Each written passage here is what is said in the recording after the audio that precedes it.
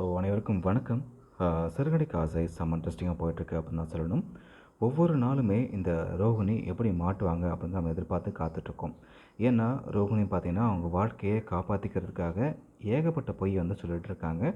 ரோகிணி பக்கத்தில் பார்க்கும்பொழுது சரியாக இருந்தாலும் பட் அவங்க பண்ணுறது தப்பு தான். இப்போது அவங்கள பற்றின உண்மை எப்போ வந்து முழுசாக வந்து வெளியே வரும் அப்படின்ற எதிர்பார்ப்பில் தான் நம்ம எல்லாருமே வந்து அவளாக காத்துட்ருக்கோம். லாஸ்ட் வீக் கூட பார்த்தீங்கன்னா மலேசியா வந்தாங்க இல்லையா? ஸோ அவங்ககிட்ட ரோஹிணி வந்து மாட்டுவாங்க அப்படின்னு எதிர்பார்த்தோம். ஆனால் அவங்ககிட்டயும் மாட்டல. வழக்கு போல் தப்பிச்சிருந்தாங்க. இப்போது இந்த வாரத்துக்கான ப்ரோமோ ரிலீஸ் ஆயிருக்கு. அந்த ப்ரோமோவில் என்ன காமிச்சிருக்காங்க அப்படின்னா, நம்ம ரோஹிணிக்கு முத்துவும் மீனாவும் அடுத்த ஒரு ஆப்பு வச்சுருக்காங்க. ஸோ இப்போ இந்த பொங்கல் போட்டி நடந்தது இல்லையா? அந்த பொங்கல் போட்டியில் வழக்கம் போல் முத்து மீனா ஜெயிக்கிறாங்க. ஸோ ஜெயிச்சதுக்கு பலனா பார்த்தீங்க அப்படின்னா, மலேசியா போகிறதுக்கு உங்களுக்கு ஒரு வாய்ப்பு கிடைக்குது. ஆனால் முத்து என்ன பண்ணுறாரு, ரோகிணி பற்றின உண்மையை கண்டுபிடிக்கிறதுக்காக இப்போது அதில் வந்து விஜயாவும் அண்ணாமலையும் அனுப்புறதுக்கு திட்டம் போடுறாரு. அதுக்காக தான் வீட்டுக்கு வந்து அண்ணாமலைகிட்ட இதை சைன் பண்ணுங்கப்பா அப்படின்னு சொல்லி கேட்குறாரு.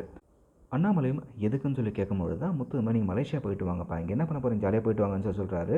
ஆனால் அண்ணாமலை எனக்கு யாரைப்பா தெரியும், அதெல்லாம் வேணாம் அப்படின்னு மறுக்க பார்க்க, அப்போ தான் முத்து பார்த்தீங்கன்னா என்னப்பா அது பார்லம்மாவோட ஊர், அவங்க அப்பா வந்து ஹெல்ப் பண்ண மாட்டாங்களா அப்படின்ற மாதிரிலாம் சொல்ல, பார்லம்மாவும் வேறு வழி இல்லாமல் அக்செப்ட் பண்ணிக்கிறாங்க. ஆனால் அதுக்கப்புறமா தான் ரோஹிணி இதை எப்படியாச்சும் வந்து தடுக்கணும் பண்ணுறதுக்காக இப்போ மனோஜ் ரூம்குள்ளே அழைச்சிட்டு போயிட்டு அப்படி கொஞ்சம் கொஞ்சம் பேசி, எங்கள் அப்பா ஜெயிலில் இருக்கார், இப்போ போய் பார்த்தா அவர் கஷ்டப்பட மாட்டாரா, எனக்கு மனசு கஷ்டமாக இருக்குன்னு அப்பெல்லாம் பேச, மனோஜும் வெளியே வந்து முட்டாள்தனமாக யாரும் மலேசியாலாம் போகலாம் சத்தம் போட்டிருக்கான். ஆனால் விஜயா நாங்கள் மலேசியா போகிறோம் அப்படின்னு சொல்லிட்டாங்க. இப்போ ரோஹிணிக்கு என்ன பண்ணுறதுன்னு தெரியல. செம்ம இன்ட்ரெஸ்டிங்காக இருக்க போது வெயிட் பண்ணி பார்க்கலாம்.